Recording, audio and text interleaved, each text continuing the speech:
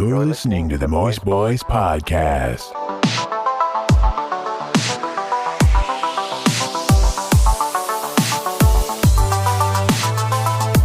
What's up, everybody? Thank you for listening to the Moist Boys Podcast. I almost forgot what the name of the podcast for a hot second.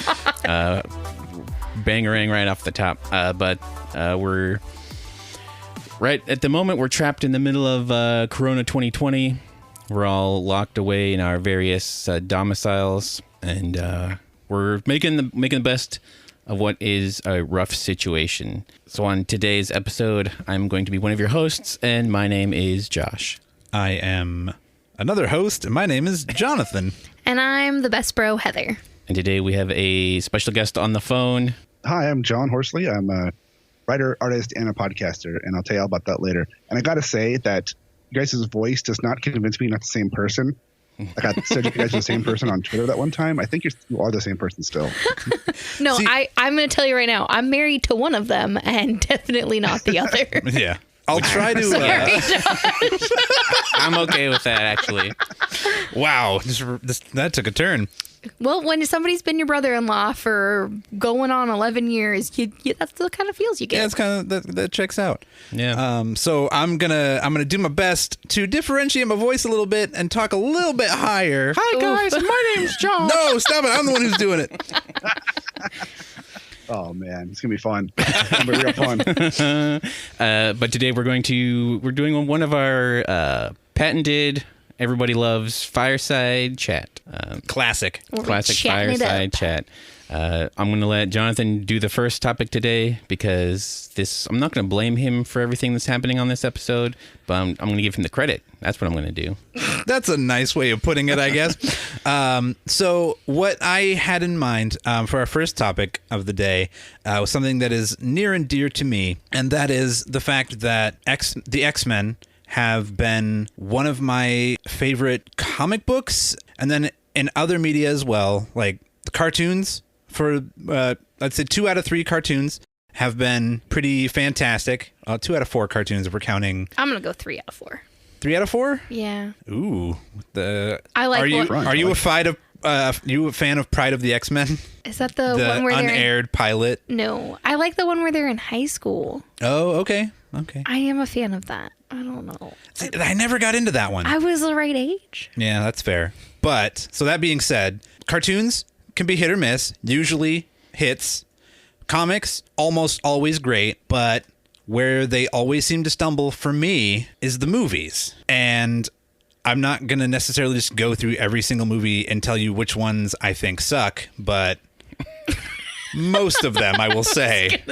It's a shorter list to name the ones you like, I think. I think it would be a shorter list to name the ones that I like. So which ones do you like?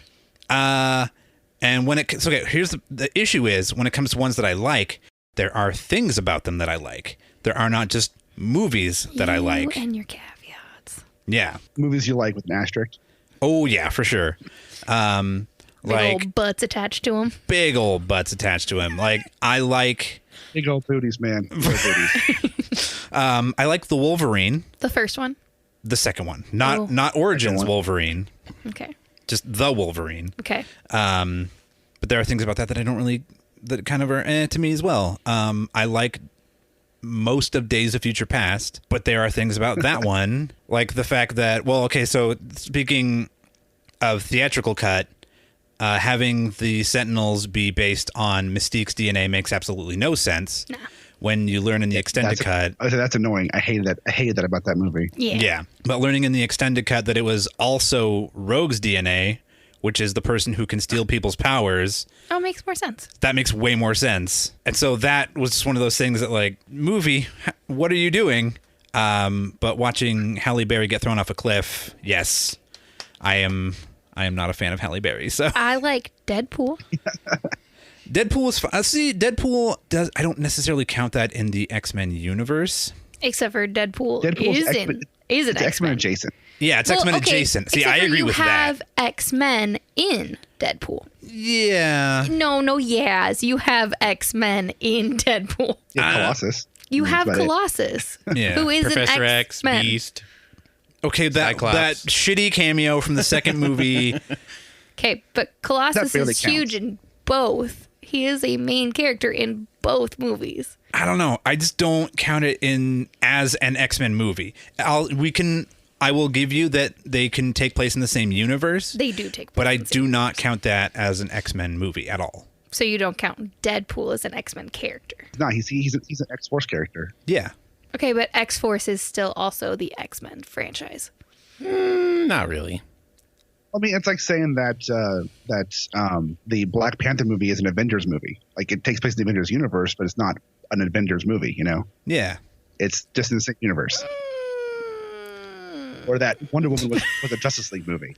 It's the same universe, but it's just a team. It's a character that could show up or could not show up. Yeah, so it's his standalone, so it's not an X-Men movie. Just because characters appear in it. So the Wolverine movies are not X-Men movies. By that logic, the Wolverine movies would not be X-Men movies. That's fair. That fall in that universe. Yeah, okay. I'll take that. Yeah. I'll take the L on that one. Well, that greatly lowers my ratio of good X-Men movies then, because most of them are Wolverine movies. Yeah. Yeah, so no Logan, No. which I have not seen, unfortunately. Which so is a I crime. can't even speak to that one. But How have you not seen Logan? Yeah, How is that I possible? came across the memory the other day of Caitlin being like, "So is Logan dead? I have some issues," and we were like, "We haven't seen it yet," and she was like, "I have some issues," and I was like, "Oh, we still haven't seen that movie yet." oh yeah, that was like 2 years ago that she was like, posted that. Oh yeah, she texted me that. And I was like, "Oh yeah, still can't have that conversation with Caitlin." Yeah. Still don't know. Whoops. How have you not seen that? We have a 4-year-old. I would not blame it on the I have 4-year-old. 5 kids. No excuses. I was gonna say I wouldn't blame it on Bennett. I would blame it on the fact that we're pretty burnt on X-Men movies or X-Men adjacent movies. Yeah. It took too long for us to see. So we saw Deadpool in theaters, but Deadpool 2, it took too long. It had been out for a while before we finally watched it. We're pretty burnt on X-Men or X-Men adjacent movies to where I have no drive to go see them. Yeah. That's kind of what it is right now. Like I just Yeah, I haven't seen Dark Phoenix yet. Oh Or- god, No. why would you? Apocalypse. Nope, I still haven't Apocalypse seen Apocalypse either. was not great. I Still have not made the seen it. mistake of watching that one. Alone. Yeah, by myself. I I've was like, tried you know what? twice, and I've only made it 45 minutes in twice. Both times I shut it off. I couldn't finish it. Yep. Oof.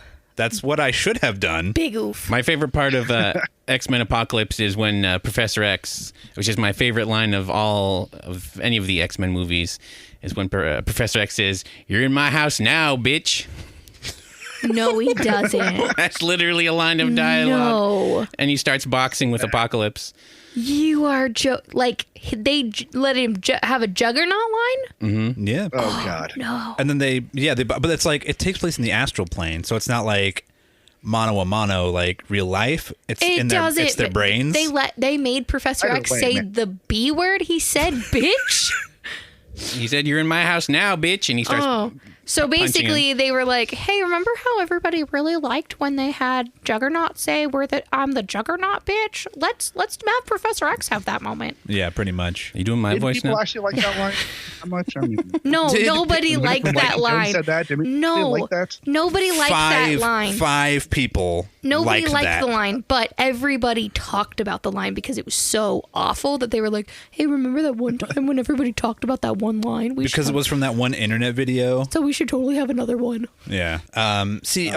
So going into specifics on Apocalypse, one of my biggest problems with Apocalypse is Magneto as a character, because Magneto just living his life out in a quiet town with his wife and kid, and then because he saves a dude from getting crushed by a big old thing by using his powers, and then he gets reported to the authorities, and then the authorities come out and like end up killing his wife and kid.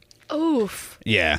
And so at that point, Magneto just immediately goes back to fuck all humans. So he goes back to the factory to just wipe all of them off of the earth. And then Apocalypse comes along and is like, "Hey, my dude, you should come and be a bad guy with me because I'm putting a team together. Let me take care of this for you real quick." And then just kills everybody in the factory. And then Magneto's just like, "Yeah, bruh, that sounds rad. Let's fucking do it." As opposed to, Sign me up. Yeah, which it makes no sense because Apocalypse just takes away the one thing that he went there to do and then is like, want to be buds?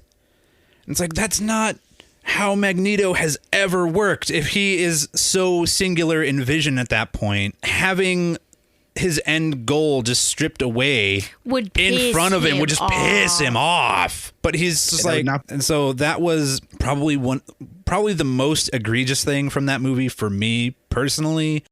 Other than the obvious low-hanging fruit of making Apocalypse look like Ivan Ooze. Right. But that is neither here nor there. Yikes! Oh, I'm so glad I mean, haven't that watched was this movie. that was probably my hardest part about watching that movie, or even trying to watch it, was the fact that the costuming was just so bad in Apocalypse. And he's supposed to be this big and powerful character that you see in all the comic books, and you get in the movie, and it's like, it's a Power Rangers guy. And it's like, come on, dude, that's not cool. So, John, what are your opinions on all of the overall? Would you say positive or negative on the X-Men Fox franchise? Well, I would say if you asked me this question 20 years ago, I would have said, "Oh man, X-Men 1 and 2 are great." Yeah, that's fair. But asking me today, I would say, if you try and rewatch those movies, not that they're bad, they're slow and they're not. They're still fine. 1 and 2 I still like 1 and 2, right? I'll watch them; they're fun. But you could do so much better now with it. And like, if we're not counting the adjacent movies, Logan's great, Deadpool's great. I liked Wolverine parts of it. Deadpool 2 is basically Deadpool 1 copy paste with some other extra stuff into it. Overall, the only thing I do give Fox credit for with the X-Men films is that they let him take chances, right? They let him go ahead and make a movie without trying to fit some overall formula, which I like. But I just think the execution on it wasn't as great as it should have been. And I can't talk about Dark Phoenix. I had no interest in seeing that one at all after the atrocity that was Apocalypse. Yeah, that's fair. Not to mention, everybody already saw that movie when they went and saw X3 which was terrible. years ago. Yeah. So I guess as the lone self-flagellator that has seen all of the Fox X-Men films, I think there are not counting any of the Wolverine ones, because we've discussed that they don't count. I would say there are 3 good X-Men films out of 6, because there's X1 and 2 are kind of dated. I will agree with that. But they are, like, for what they are, they're still fine. I liked a lot of First Class, and I think Days of Future Past. The first half is really good. The second half kind of hit or miss. So there's like 3.5 good films out of like 7. So not a great track record. Not a great track record. My biggest issue with First Class, my biggest issue with this whole reboot franchise that they've been doing is that they made the decision to decade hop. Yeah, that was stupid. That was a terrible idea. But even in that, all of the shit that they just retcon in First Class like really bugged me as somebody who was even a passing fan of the movies at that point. Like the fact that Cerebro was in the original trilogy built by Charles and Eric, and then you get to First Class and it's just a thing that exists because the CIA built it. Yeah, that's a bunch of bullshit right there. Yeah. Well, why would you read your own scripts from previous movies when you're making new movies? Yeah, why would you ever acknowledge things that you did before when you are doing a soft hard reboot? Like the problem, and yeah, this Days of Future Past having both casts, like I don't even know what to do with that at this point. Like nobody ages. Nobody has aged over the last 40 years that have stretched in these movies. My 90% of what I appreciate about the like First Class and everything after that is just the James McAvoy, Michael Fassbender performances. Like the writing's usually not great. The Richard Nixon impersonator is not great. Oof. Oh God. I didn't like either version of the Sentinels, I don't think. Because like the futuristic ones looked stupid and their powers were kind of dumb. Well, they looked like the destroyer armor from the first Thor movie. Yeah. And then the original ones, they weren't Sentinels. They were like just ugly robots with jetpacks in their chests. That somehow Magneto is able to control their programming by lacing their bodies with metal. That never made sense. Yeah, they don't power set their characters very well in the X-Men franchise. It's kind of like whatever works for the scene is what their powers are. Yeah, pretty much. And while I love Quicksilver in the movies, I think I hate Quicksilver as a character in the comics. I think he's a stupid lame character, but in the movies he's fun. But like there's no level setting for his powers whatsoever, because those scenes where he's running around going super fast and doing stuff, the speed of which he'd be moving would be so astronomical that everybody in the room would just evaporate. Yeah, pretty much. They would just, all of them would just melt from the heat because of how fast he was going, if that's how fast he was running. Because there's no, like with Flash emits a force field that stops that from happening. Right, it's in canon. He has a force field on him that says, okay, the centrifugal force around him, the heat buildup does not escape him from the Speed Force. Nobody else really has that. Like, they don't ever talk about that, and they would all just die. but it looks cool. So that's the important thing. In movies, if a thing looks cool enough, I'm usually forgiving of it, and that one was just barely past that. I forgave it. I forgive it because it looks awesome. It does look awesome, but still. Yeah. My issue with it was that in the next movie, they were like, hey, remember that scene? Let's do that scene again. But with a French bulldog. That'll be funny. That'll be funny. And then a goldfish and throwing kids out a window onto a mattress that's cool. That's funny. And then those also kids would be so dead. Oh, yeah. And also just straight up murdering Havoc because we don't want him in the movie anymore. And that's something that's kind of bugged me, particularly when it went from Matthew Vaughn back to He Who Shall Not Be Named, is that you got the feeling that both directors hated the previous series that had come before it. So like Matthew Vaughn reworks a lot of the stuff that had been set up already. And then when he left, like almost all of the non-legacy characters that he introduced were just unceremoniously killed off. Yeah. Because like in Days of Future Past, like Zoe Kravitz is killed off screen. Like you see her picture real quick. Like all those characters from January First Class. Jones is killed off screen. Yeah. It's like, oh, these characters are deceased. And then in the next movie, they just blow up Havoc just out of the blue, just for funsies. Yeah. But you got to have Jennifer Lawrence really phoning it in. That's the moneymaker. I mean, yeah. That's how you sell tickets to movies, right? Yeah. By forcing somebody who clearly wants absolutely nothing to do with your movie to just be in your movie. Like I have never in my life just seen somebody just blatantly not want to be in a movie that badly. The only defense I'll give of Dark Phoenix, and there really isn't much there, but like the one thing that I do like about all the X-Men films and all the Fox films, maybe not Deadpool because it's supposed to be jokey, but like the violence is always feels more brutal and like realistic. Like you can like feel it a lot more. So like at the end of Dark Phoenix, there's a train sequence, and Magneto like gets to use all of his metal powers, and he's just like throwing metal stuff around. And it's like, yeah, this is what I want more of. Like of just more not afraid to not pull their punches when it comes to like doing violence, and as opposed to like Marvel films where people get hit by things and they just fly off screen and you don't think about them ever again. Yeah. But wasn't that train sequence supposed to be a space battle originally? Like in the original script, it was a giant space battle from like the comics, but they made it a train sequence because of budgeting or because they didn't want to do it.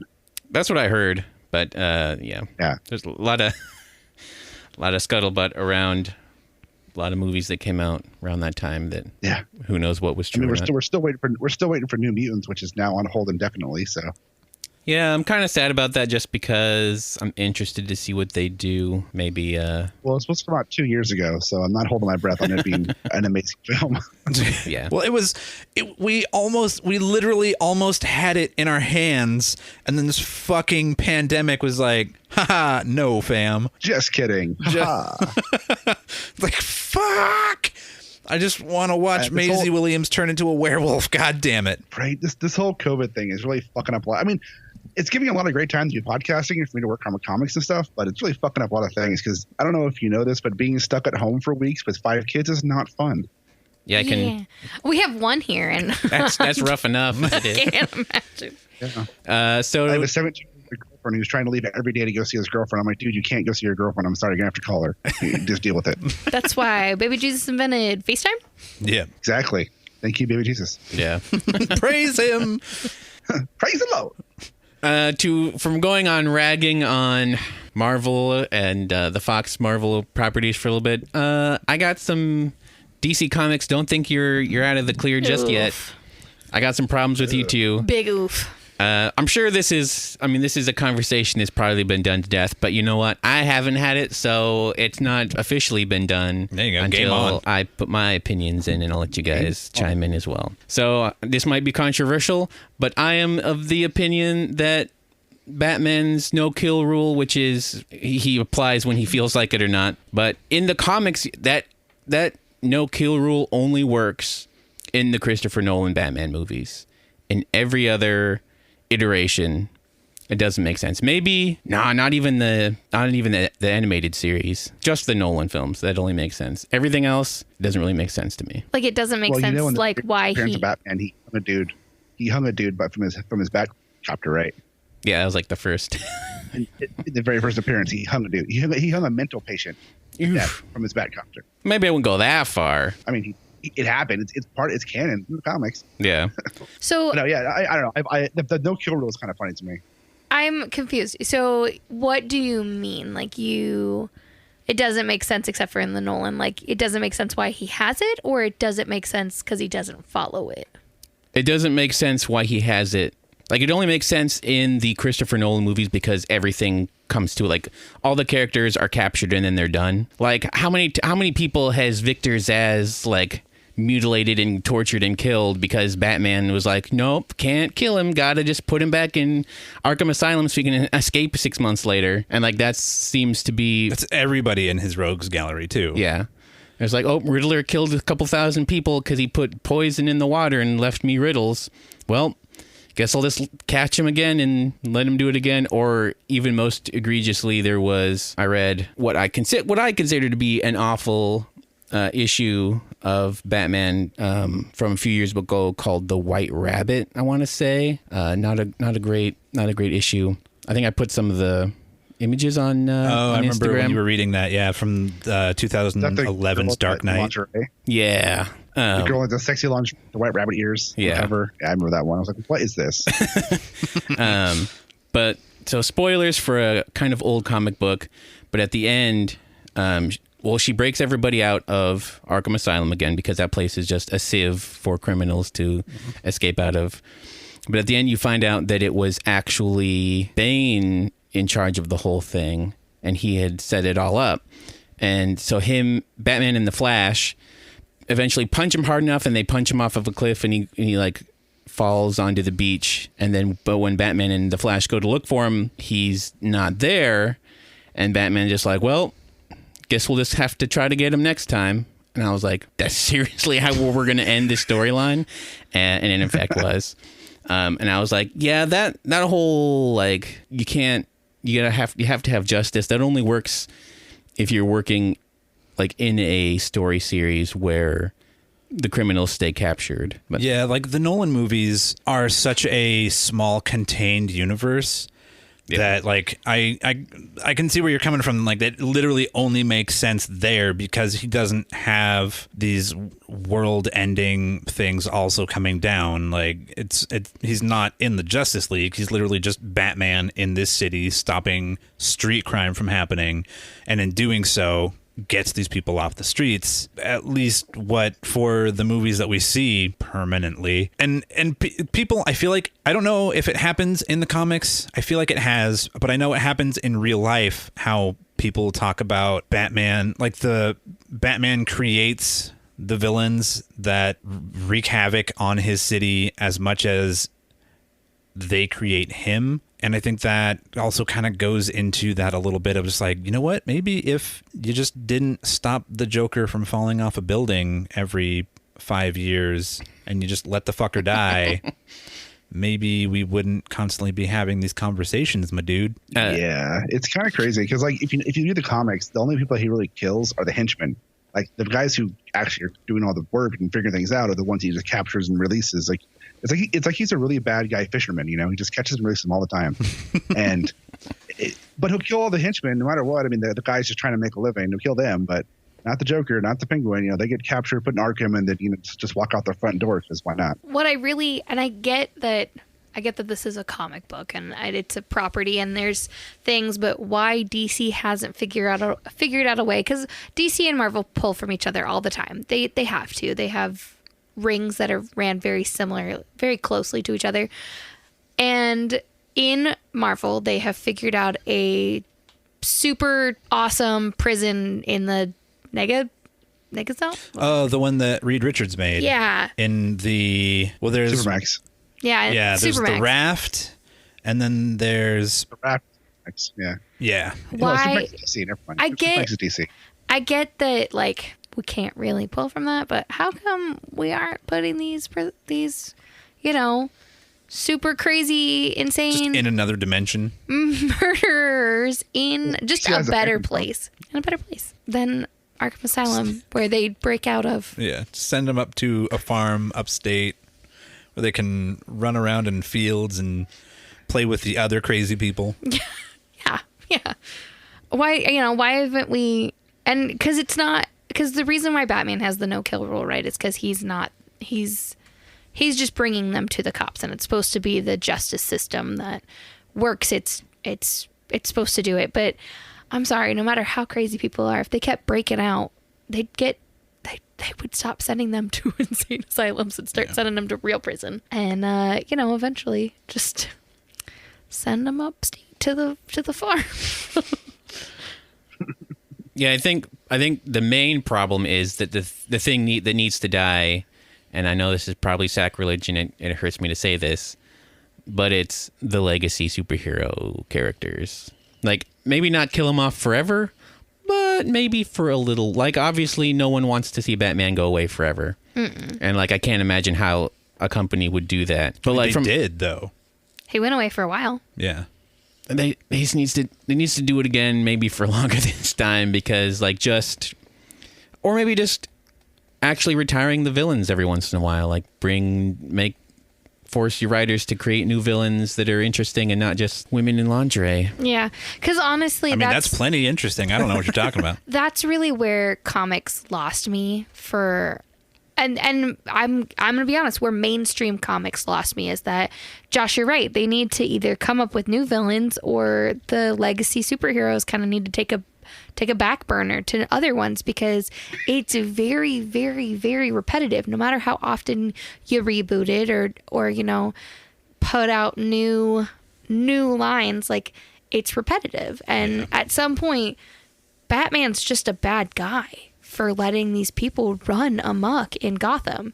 It's Peter Parker is just a bad guy for letting people do this over and over and over again. Like, at some point, you just don't believe in your heroes anymore. Have you guys heard of the DC 5G thing they're working on, the next big story thing they're doing? Oh God, no. No. So it's essentially exactly what you're saying. The 5G, or Generation 5, they're retiring all the old guard and having the younger characters take over as the main superheroes. Like, they're retiring Bruce Wayne and Clark Kent and Diana, and they're bringing up either Dick Grayson or Damian Wayne, and bringing up Jonathan Kent, and bringing up other characters to be the main characters, the main superheroes in the universe. Which is cool, but I'm really afraid that they're going to fall into the same tropes where we have a new name but the same character. And while I like Dick Grayson a lot, I really like what they did with him. I like his Nightwing stuff. I think that's really cool, but I'm afraid that he's going to take up the mantle of being quote unquote the Batman and just fall right in line with the Bruce Wayne stuff. And then suddenly it's the same character. It's just a different name. Yeah. Well, I never read any of the stuff when he was Batman, so I can't even really say, like, they have actually done that in the past. It was cool. He was Batman, but it was Dick Grayson as Batman and Damian Wayne as Robin, and it was a different kind of Batman because Dick Grayson is different than Bruce Wayne, and they portrayed that in that. It was the same costume, same look in Batman, but the way they went about things was different because you had Dick Grayson, who's always trying to prove himself and finally had the mantle of Batman. Then you have Damian Wayne, who's just a smart ass little kid who wants to kill everybody. And as long as they can keep tapping into things like that, then it'll be interesting and people will want to keep reading it. I agree. They fall into the whole of, like, there's just a circular thing, right? I mean, they've got 80 years of continuity or of stories, and these characters, and eventually, even now, it's just things repeat, and you got to try and be new with new characters. And my biggest beef with DC, and I'm a huge DC fanboy, I love DC, but my biggest beef with DC is they try to put Batman in fucking everything, and it's annoying. I like Batman, but I don't need to have him show up in every damn cartoon that I watch or every other comic book that I read. I don't need Batman in everything. Yeah, and that's one fair. thing I wish DC would get away from. Yeah, I know, like, they tried to reboot, I guess it was like a decade ago now, with like the New 52, but then they still insisted on bringing all of the, like, they tried to keep the continuity with some of the characters and not other ones, and then they slightly more recently did Rebirth, and then so instead of committing to something, I think they just kind of like do a half reboot every time, and I don't think that's going to be super successful. Like, especially, like, I tried reading some of the Rebirth stuff, and I was not a huge fan of some of the stuff they did there. The Rebirth Superman stuff with Jonathan Kent's pretty good. I like Jonathan Kent. I like the Super Sons with Jonathan Kent and Damon Wayne, but I don't like the fact that they just let Bendis age Jonathan Kent up to be 15, 16 years old, and now he's 5 years older than Damian Wayne, which is because of Space Magic, which is fucking ridiculous. Oh God! Every time it's Space Magic, kept him the same age. Yeah. I think I haven't read the Bendis stuff too much, but I just don't like that idea, because I liked him and Damian as friends, like learning the ropes and doing shit together. Yeah, I'm just gonna come out swinging right now and say something that might be controversial. Bendis should have stopped 5+ years ago. Yeah. I feel like I'm not going to argue for me, because I haven't read anything recent from him that I was like, whoa, that's awesome. yeah, like I might even. I'm not going to go 10 years back, but definitely like at least 5 years. Like, it's just, there are so many legacy writers as well as like legacy characters where you can just tell they're tired. And with the writers, it's just like, it feels like it's just a chore for them. And so they're just like, yeah, what if we just did this thing again? Or I don't know. I also like going to like cons and stuff have definitely not always negatively, but kind of like colored my opinion of like if I talk to a creator and they just seem like they're exhausted all the time, and it's like, oh, that's why I don't like reading your stuff anymore. You just don't seem to have it in you at this point. And I don't necessarily, I'm not gonna like start naming names or anything, but yeah, it's been name, drop some names. Drop some names. I mean, yeah, fuck it, why not? Ed Brubaker. I was going to say Brubaker. The Brubaker. last time we talked to Brubaker, He was just ECC, mad. He was just mad at the books that I wanted him to sign. He was just mad at everybody. Yeah, and it was like, cool. I like your work, and I just wanted to show my appreciation by bringing this book here. Sorry that Fox fucked you out of any money over Darwin, but I still like this book that he's in. Yeah. Can I have you sign my book now? It was a weird experience to me to meet Rob Liefeld a couple of years ago, because this is a man whose work is constantly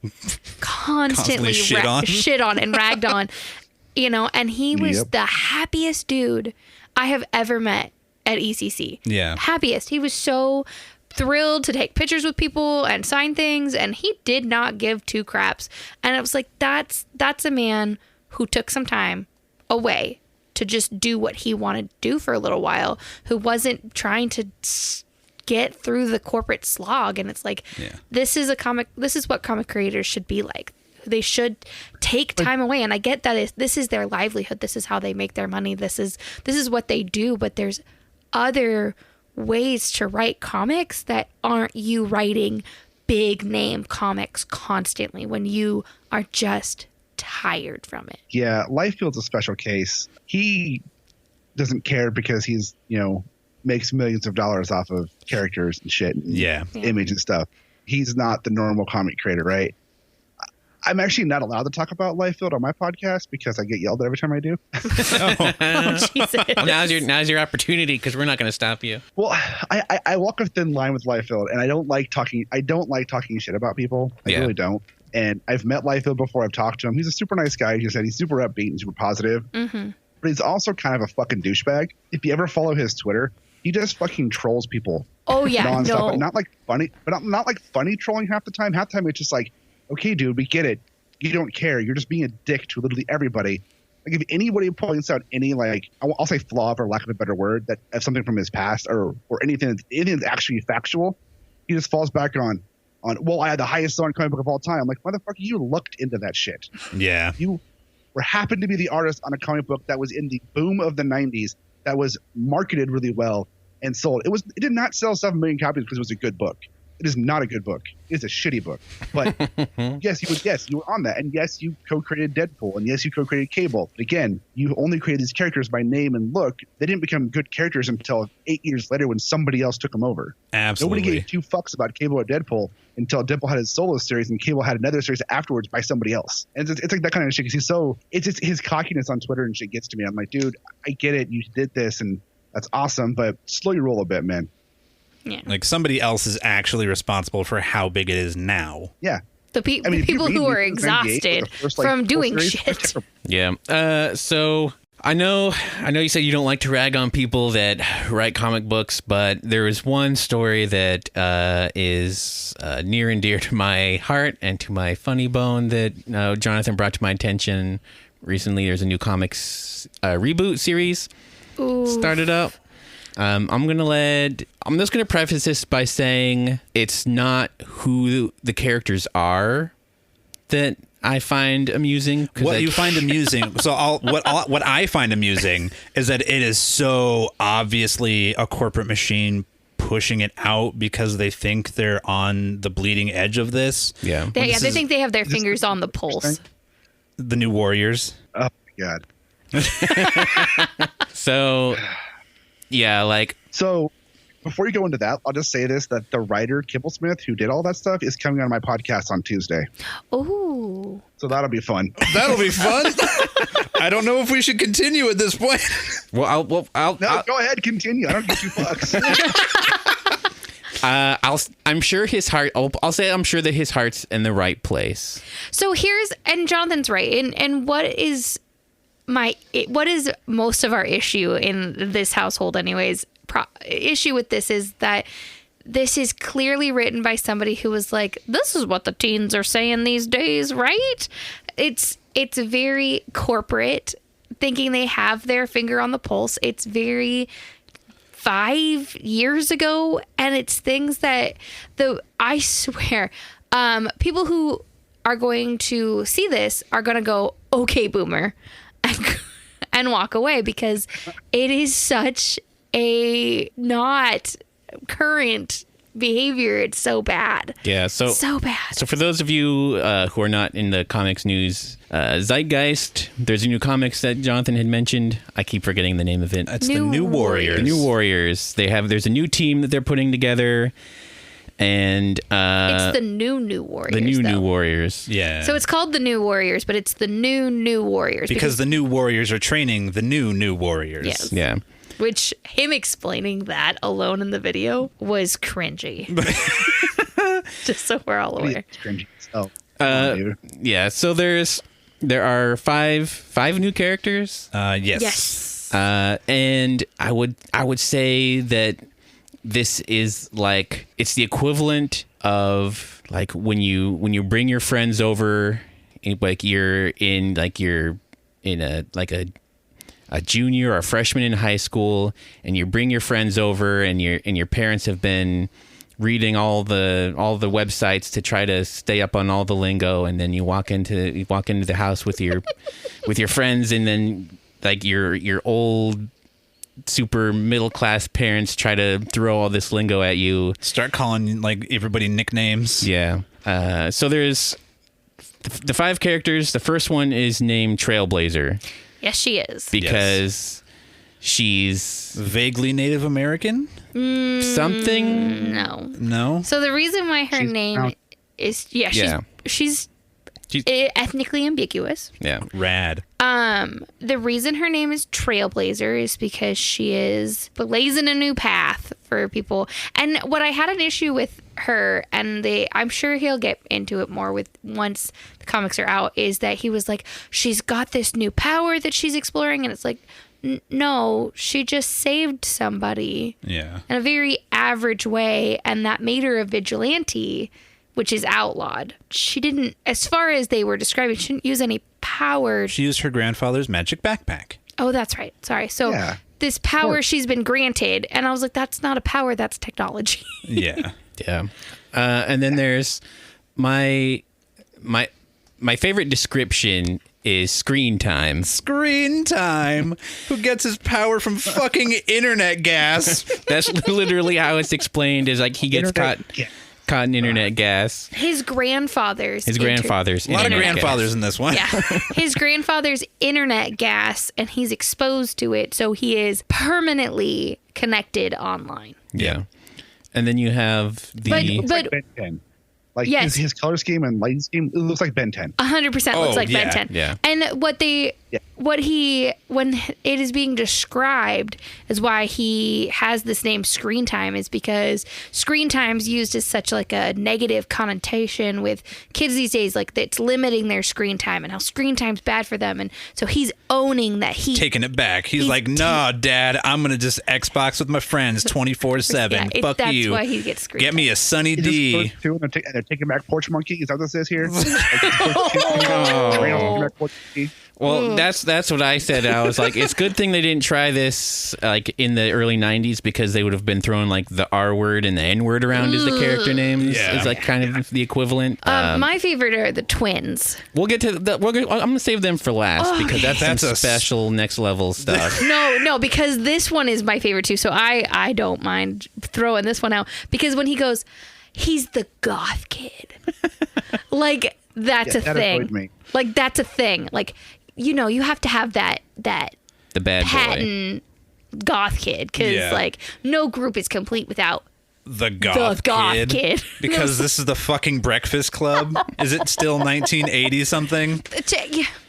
And his name is B negative because that's his blood type that he got from His Morbius. Michael Morbius blood transfusion when he was a kid, A baby? infant? That we're assuming because that's not We assume it is. confirmed. Yeah. Also a play on words. He likes to be negative. Yeah, Because he that's likes pretty to clever. be negative. Yeah, my favorite part is It's his when bad attitude. yeah, And I was like, oh god. when the writer is like, and it's a pun, so it's even better. It's like, no, buddy, puns are not better. Oh, pal, no, that makes it worse. My guy, I'm sorry. please. You're asking Harley. Puns make everything better. We're not asking Harley. I also agree that being punny is funny. Oh no. But the ones that are obviously the ones that Marvel worked the hardest on, and you can tell that they've been working on it for a long time because it's two names that I very hardly see anymore because I think they've been essential. Like it's been They had their time and then Yeah. now they're gone. And these two, the twins' names are why I'm like, okay, boomer, calm it down. Because Yeah. the only people who continue to use these words are boomers. yeah. Are hardcore right is right boomers. Yeah, so the twins are called Safe Space and Snowflake, and I was like, you have to be. That has to be a joke. This has to be a parody or something because Like it's not April Fool's yet. So this can't. I mean, I thought this was fake. I honestly thought this was fake when I first saw it online. I looked at Jonathan's like playing it for me and I just like paused it and I looked at him and was like, no, I'm done with this now. just take this joke away from me. it doesn't help that the writer for the comic, and Jonathan, you look this up, and like on a reputable website, I'm assuming that I can repeat that he used to write for Stephen Colbert back in the day. Yeah, he did. He did. He also released a kid's book called Santa's Husband about Santa, a black Santa and his white husband, who was the Mrs. Claus character, basically. And it was about for gay kids that they can have their own Santa Claus too, because Santa can come in all shapes and sizes. I love where this dude's heart is. Like, honestly, I do. I love where his heart is. And I can tell that he's trying to do what he thinks is the right thing and try to have enough and try to be inclusive but This ain't it, Chief. I don't know how else to say this, but to say this, you are the oldest white dude who is trying to do this, and you need to stop a little bit.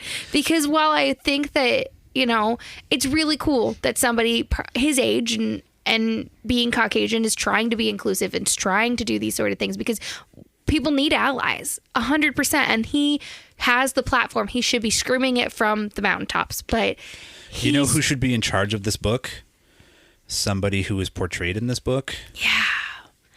And here's the thing is that minorities should not always be the ones telling the minority stories. They should not be, because again, the voices that need to be shouting this the loudest are the voices that are going to be heard and listened to right now. And unfortunately, he is the correct age and color and sex and gender to be able to be heard the loudest. The unfortunate part is that he's not consulting with anybody who's represented in this book, it feels like. Because if he had consulted anybody that should be that is being represented in this book, they would have said, no, just stop. Give them normal names. Make them normal, because by setting them apart, you are stigmatizing them still. And that is the issue, is that minorities can't be the only ones telling these stories, but they should be the people who are being consulted about how to tell these stories. They can't be the only ones, because if it's the same thing happened during the civil rights. Martin Luther King Jr. had a loud voice that was heard, but it took time. You know who was being heard right then and there were the white men and women standing with these people who were saying, no, this is right. We need to do this. And it's unfortunate that it is people like that, but people like this writer who have to make that heard because nobody else is listening to the other voices. And he should be saying it as loud as he possibly can. But he has got to work on who he consults with before he does it. And that's why I said, I love where this guy's heart is. Cover for New Warriors. Sorry, real quick. Look at the cover of New Warriors, the brother and sister, Snowflake in a safe space. Yeah. I don't think brothers and sisters embrace like that. I mean, I have never done that with my sister. Nope. Yeah, so that's my concern, is that we're going to get very Games of Thrones-y, twinsy, incestiness up in here. I hope not. I really hope not, too. That's just... Well, isn't Snowflake non-binary trans or something like that, too, top of all this? Snowflake is non-binary. They go by them or they or Snowflake, which is cool. Again, great representation, super cool, but maybe you don't need to say that. Maybe you just let that be a thing.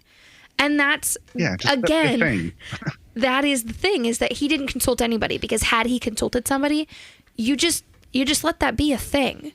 They may have to tell somebody in the comic, but you let that happen in a natural way. Natural way. The whole thing, just as much as I hate the phrase, the whole thing reeks of virtue signaling. Yeah. Which I think, I usually don't like that term, those types of terms, when talking about like individuals. Like, I wouldn't say an individual is doing virtue signaling, because they don't have anything to sell. Like, if someone's trying to sell something, then yes, that's at that point you're signaling like, hey, I'm good, buy my product or whatever. Right. Yeah. And then so with this, I think this is part of the Disney thing that they've created, like their thing. Like, I know that they're not involved in the comics, probably very much. I don't think this is Disney. I think this is Marvel. But it's the same thing. Because Marvel's been trying to do this as well. They've been trying to be more inclusive. They've been trying to do these things, and they have been failing at them pretty spectacularly for the last 5 years or so. They've been attempting it and falling flat a lot. And so this still feels like them attempting and them trying to reach for it. So it doesn't feel... I don't think this individual comic book writer is it to blame. I feel like, again, like Jonathan said, this is very corporate. Yeah. This is Marvel going, we need inclusivity, and guess who's gonna get put in charge of it? You, Mr. White Dude. Yeah. You, Mr. Heteronormative white dude. Which again, just for our listeners out there, there's nothing wrong with that. My philosophy is you be you, and either you can be okay with that, or that's whatever we gotta do to be okay with everybody. That's okay by me. I got a lot. When I talk to this writer on Tuesday, it's going to be a very interesting. We have some good questions for him about like what's the kind of like what. Tell us why, right? What brought this about, kind of stuff. 'Cause I'm curious, because as you said, it's good to have it out there. I just don't think the execution of this is exactly done well. No, not at all. And the worst part is that it can be done well. It can. Sorry, the image that just popped into my mind is the execution of this is like trying to shoot a bird that's directly in front of you and shooting your friend's face off who is standing to your left. So you're Dick Cheney? Yeah. It is Dick Cheney. Yeah. They're Dick Cheneying it. Yeah, and what's irritating, and so here's the thing too, and that's why I don't think that this is Disney, is that there is a show that's under the Disney umbrella, sort of. Actually, no, because it's a Netflix original, isn't it? Which one are we talking about? One Day at a Time. One Day at a Time. No, Yeah. that was a Netflix show. That was a Netflix show. Oh my God, did they cancel that? Netflix canceled it and it got picked up on another network. Oh God. Okay. We'll come back to that. We'll circle back around to that. So and that's the thing, is that there are companies out there who are doing this correctly. So what I was going to say is that Snowflake being non-binary, there is representation of that out there in the media and in general population media. Netflix has a show called One Day at a Time that one of its characters, and it's not a main character, they're kind of a side character. They are a side character. They're a side character, but they are represented correctly. And it is a conversation, and then it's just that's okay, cool. Now let's keep going. And it's a really cute part of a relationship between them and their partner. But it's not, it's not discussed to death. It's not, that becomes their name and their, it's nothing. The thing that I like about that show is that nothing in it feels preachy. No. It gets a little to that line but I understand exactly why they did it, and I'm glad that they did it. That a lot of the third season deals directly with them, because one of the main characters came here from Cuba, escaped Cuba to get here, and then it's about her kids and then her daughter and then her daughter's kids. And so the third season deals heavily with Trump being elected. And so having a minority be your main character of your show, yes, you absolutely have to talk about these things, but they never make it go on for too long. They know how to read the room. They do. And what it really feels like too is none of them feel like conversations that are being had for the audience. They feel like family conversations that are being had. Absolutely. At one point they're having a conversation and the mom says, I feel really bad for boys these days because they don't know where the lines are. And her daughter goes absolutely freaking not and has a conversation with her about how you cannot victim blame. And she's talking to her mom and her little brother at this time. But, she's having this conversation of absolutely not, do not victim blame. It is not on women. You teach these boys to respect boundaries, to respect consent. It's that easy, but that conversation doesn't feel like it's being had for an audience. It feels like she's having a conversation with her mom and little brother. Yeah. Yeah. So before... Yeah, you really do. I haven't seen it yet. Oh, yeah. No, I highly recommend this show. I can't recommend it enough. And there's more representation other than just LGBT. There's tons of, all of the main characters are minorities. They're Cuban Americans. And so it's really cool because you get to hear a voice done extremely well. Extremely. I will check that out because that sounds something I would watch. So John, before we lose you for the day, I'm gonna let you. What's something that you've wanted to talk on your podcast, but you always get yelled about? What's a topic that you've wanted to maybe talk to somebody about, but maybe you don't get to talk about your Rob Liefeld-esque Stretch your topics. legs a little on something. I actually have a recorded segment of 20 minutes of me going off about Rob Liefeld that I have recorded that I cut out of an episode.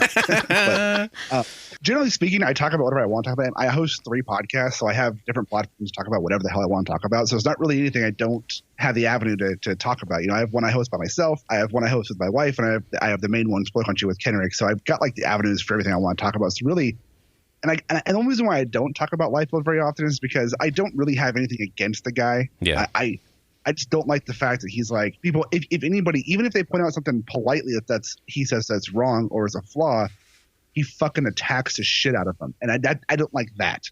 And it's like, you can't, and even me sitting here, I can't say, well, he's not actually that good at drawing feet, and here's why, without the Rob Liefeld army coming at me and saying, well, fuck you, he can draw away, but he's a multi-million-dollar artist. He made it big. He did all this shit. I'm like, well, yeah, but look at all the circumstances around it. But then it's no matter what you say, it's like, well, you're just a fucking asshole. You know? Yeah, so it's like, that's why I stay away from that topic, right? Because it's a toxic topic. It's that unless you're in a group of people who are actually open-minded to talk about it, there's no point, because nobody who has that other thought gives 2 fucks what you say. Yeah. You know, to answer your question, I talk about whatever I want to talk about with my various shows. I mean, lately, we've been talking about, you know, a lot of you know, creators and artists and movie, actually a lot of actors come on too, which has been a lot of fun, kind of dipping into the world of Hollywood, which is I found that some of those people, I won't name any names, people we've talked to for this, but so some people very much tout that they have a way of speaking on interviews, and you can tell that they're just playing a role on an interview. And then some people are very genuine. You actually get a good conversation out of. Yeah. I don't like thinking of getting to the point where I have to do like actual interviews is a terrifying idea. And like, obviously I'm not saying like we will get to that point, but like it will be nice to get to that point someday. But like thinking of doing that, I'm just like, man, I don't know if I have the fortitude to get through some of that kind of stuff. So more power to you that being able to do that, because I don't know. I mean, I'm sure it's an experience. It's crazy because like we did interviews like, you know, here and there with people we were friends with, or because I've been making comics since 2002, you know, off and on. So I had friends in the industry, and we met friends at Comic-Con and stuff like that. But like, it was really like back in October or September, we had a guy join our team, Jeff Haas, who's our public relations manager. And he's like, hey, I can get you interviews. He just started like reaching out to people, and like he would just straight up just like call someone's cell phone. I'm like, hey, you want to come on a podcast? You know, but more professional like. And since then, we've racked up, you know, a ton of names I didn't think we would get on the show. And like right now we're like over schedule. We're doing like 4 to 8 interviews a week right now, which is kind of insane.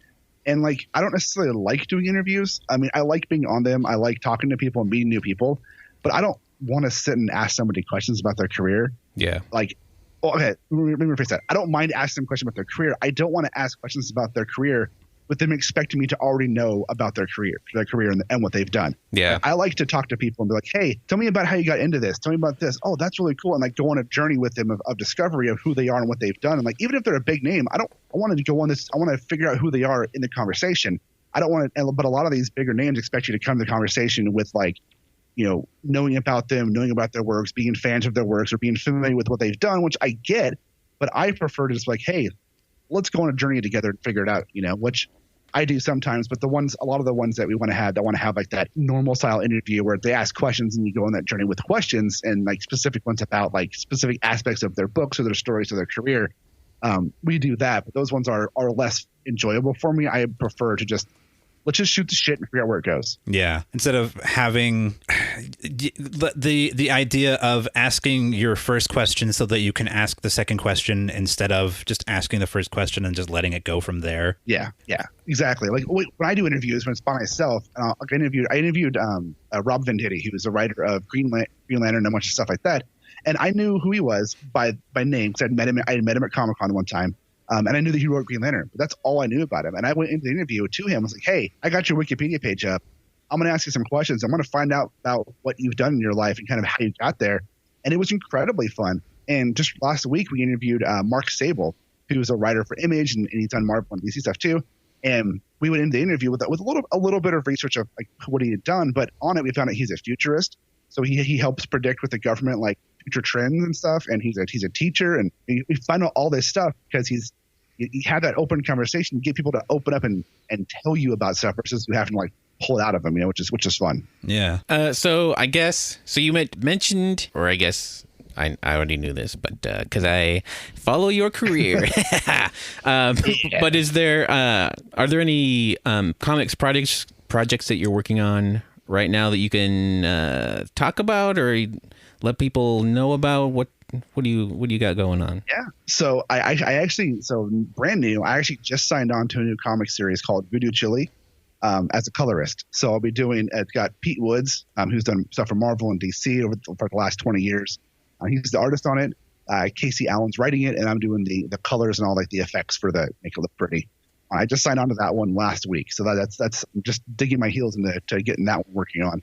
Nice. Then obviously I have Ein's Anthology that I've been working on forever, which keeps seeing delays in printing, but I got the printer picked out. I got the quote from the printer, and it's going to print. I'm going to be releasing the digital version here pretty soon for everybody. So everybody who backed it or whatever will get the digital copy here probably the next week or two.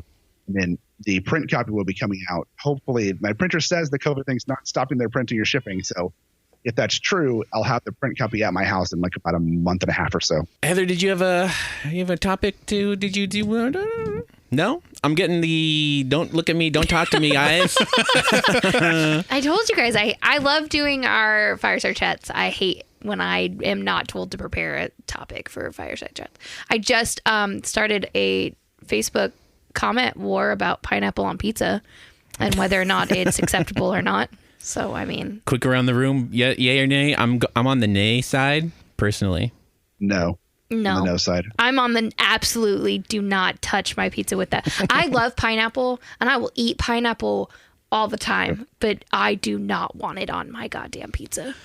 I am gonna get a lot of shit right now. I hate Hawaiian pizza, but there's a but to this. I know because you know what it is, but so hear me out.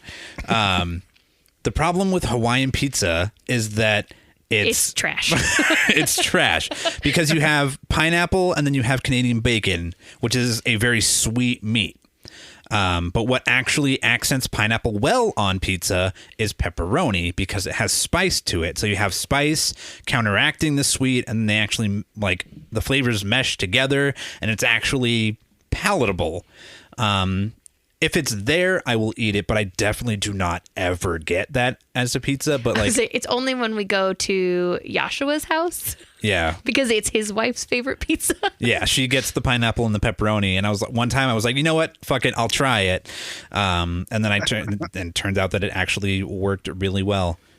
So fuck it, I'm canceled, I guess, but whatever. You're not canceled. I just think I'm not a fan.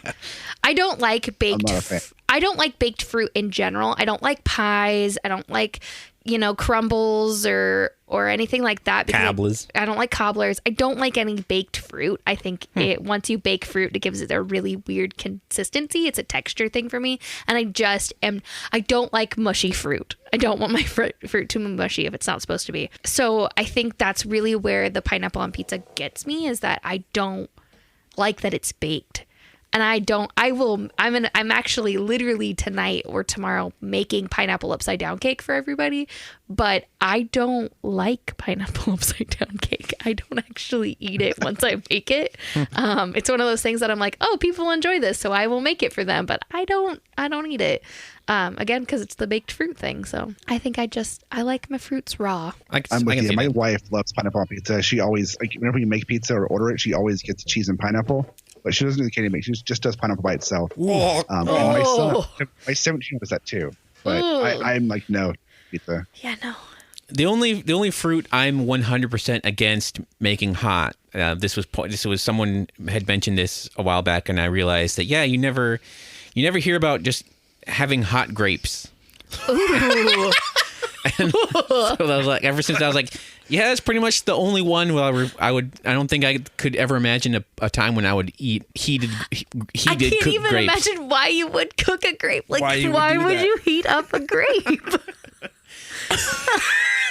Jesus. I mean, if jelly or jam, heat it up, but that's different. Yeah, that's different because you don't eat jelly or jam hot. Yeah, so. And once something becomes jelly or jam, it's no longer just fruit. It's not fruit at that point. It's mostly sugar at that point. Yeah. Okay, so And delicious. experiment. Yes, I'm delicious. gonna get like 5 pounds of. I'm gonna go green grapes, and then I'm gonna get a pie crust, and I'm gonna fucking make a great pie. Okay, Oh, you and I no. are gonna have to talk about this because you can't. You're gonna have to do things to it to make it taste okay. Like, Yeah, I'm gonna throw the grapes away and replace it with a different filling.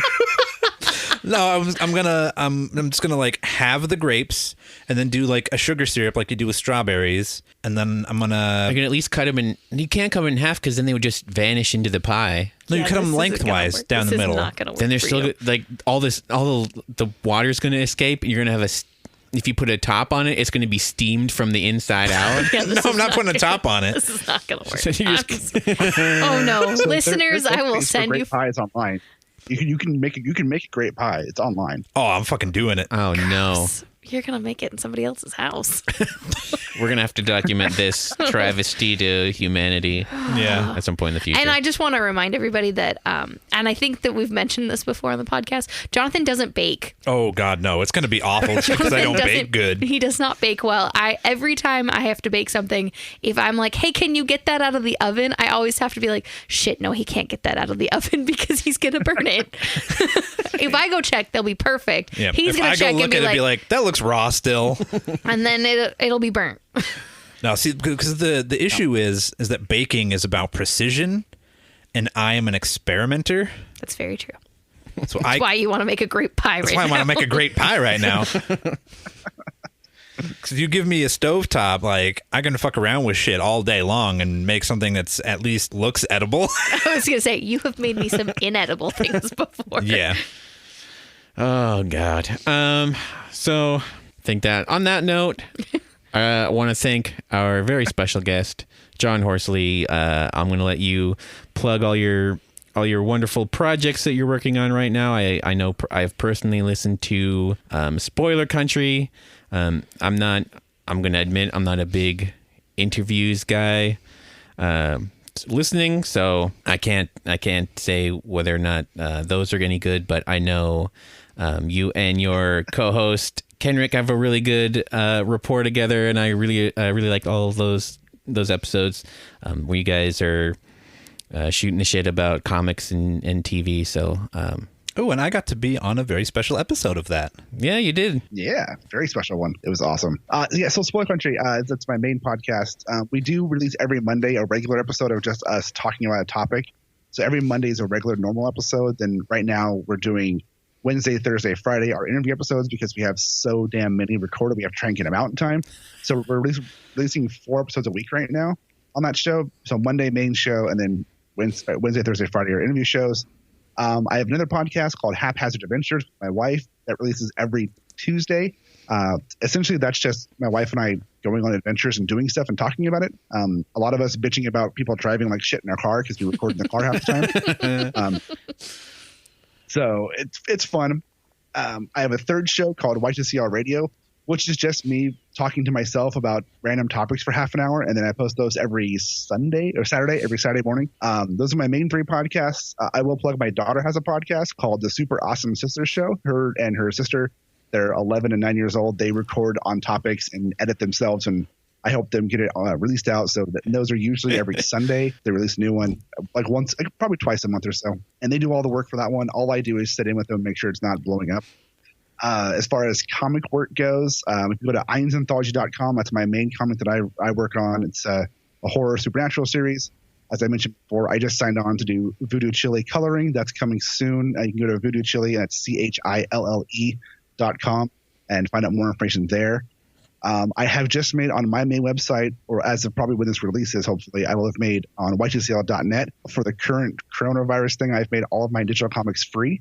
So anybody can go there and just download them for free and read them and hopefully enjoy them. Cool. Thank you all for listening to the Moist Boys Podcast. You know where to find us. Instagram, Twitter, at Moist Boys Pod, and at Moist Boys Podcast. Just put in Moist Boys Podcast on your search bars, and you'll probably find us. Maybe somebody else, but don't listen. Don't listen to that one. We're the original Moist Boys, and much like TNT used to say of Law and Order, the original is still the best. For all these 90s kids out there that would watch TNT in the mornings and watch all those wonderful Law and Order It's just you. 6-hour blocks. It's just it was you just me. homeschoolers. The rest just- of us were at school. Suckers. Fucking suckers. But yeah, thank you all for listening, and we'll be back next time.